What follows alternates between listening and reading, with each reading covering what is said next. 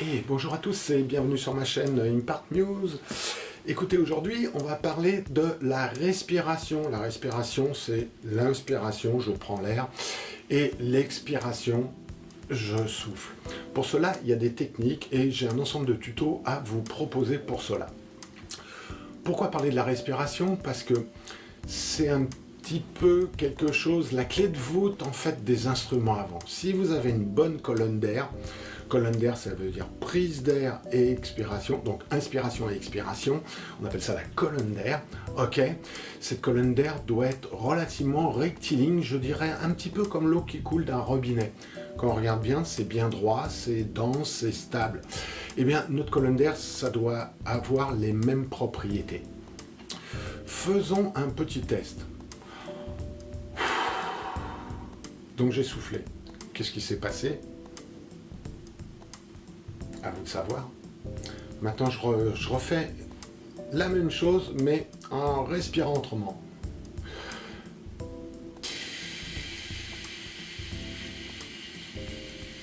Qu'est-ce qui se passe? À vous d'analyser. Allez, je vous aide un petit peu. Au début, on a eu une grosse bulle d'air comme ça qui est partie en s'effolochant et qui n'a pas duré dans le temps.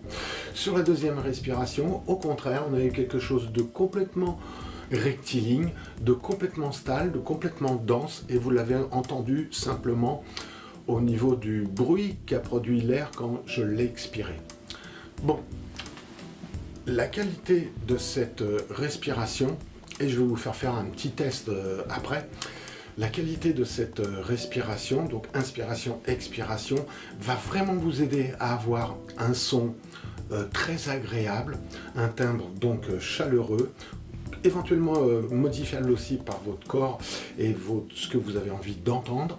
Ok, ça va vraiment vous permettre de faire des notes longues et des phrases très longues. Ok, donc de ne pas être embourbé par la gestion de la respiration, parce qu'on a beaucoup de facteurs à mettre en place quand on fait de la musique. On doit écouter les autres, on doit écouter sa justesse, on doit écouter la justesse par rapport aux autres, on doit écouter le plan rythmique, donc le playback ou les musiciens qui nous entourent, etc. etc. Éventuellement aussi lire une partition. Donc on a beaucoup de paramètres. Plus notre colonne d'air va être posée, plus on aura de facilité à jouer. Notamment dans l'instrument, les instruments, globalement, la flûte est beaucoup plus juste qu'un saxophone, mais le saxophone est globalement assez faux. Et nous savons qu'il y a toujours des perturbations sur certaines notes, dans le sens où le tube est complètement bouché, et après, il va être complètement ouvert, ou s'ouvrir petit à petit grâce aux clés et à nos doigts. Ok, ceci crée des perturbations dans le tube, même de l'instrument. Le fait d'avoir une bonne colonne d'air, une colonne d'air bien rectiligne comme on l'a vu, va aider ce phénomène de passage de clés, de passage d'octave, qui est parfois un petit peu faux. Le timbre peut changer et on peut même avoir, et je le vois souvent avec des jeunes musiciens, il y a vraiment des notes qui restent dans le tube ou qui sont vraiment pas belles, qui sont pas très bien jouées, quoi. Voilà. Donc la colonne d'air va nettoyer tout ça et en même temps va donner une tonicité comme un ressort à l'intérieur de nous qui va nous aider à être tonique à l'intérieur tout en étant détendu pour l'extérieur.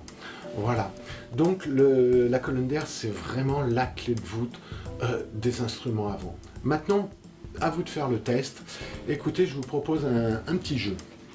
Je prends une bande de papier, voilà, que je vais mettre devant moi. Je vais souffler, je dirais, comme le commun des mortels. Ce qui va donner... Ok. On s'aperçoit que la bande de papier, elle est partie, elle a bougé un peu, elle est revenue et maintenant elle est horizontale.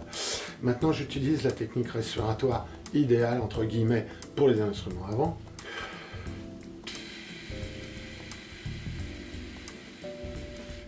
On s'aperçoit que la bandelette de papier reste dans une certaine position oblique, que la densité de l'air qui pousse cette bandelette est de ce fait complètement rectiligne.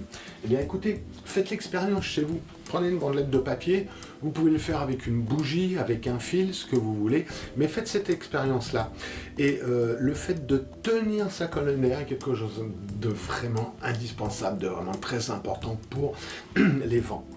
Donc je vous propose un ensemble de tutos sur le sujet que je n'ai pas mis sur la chaîne volontairement en accès libre. Okay. Ce tuto n'est qu'une présentation de la respiration, voir un peu la qualité de nos prises d'air, de l'expiration et tout ça, et un petit jeu pour vous, de façon à pouvoir tester où vous en êtes par rapport à la colonne d'air. Si vous avez besoin, j'ai donc un ensemble de tutos à vous proposer, en sachant que il faudra aussi faire un petit peu de séances en visioconférence pour que je vois un peu ce qui se passe. Donc n'hésitez pas. Mon adresse mail est toujours dans la description sous la vidéo. N'hésitez pas à me contacter si le besoin s'en fait sentir. Je vous dis à très bientôt. Allez, au revoir.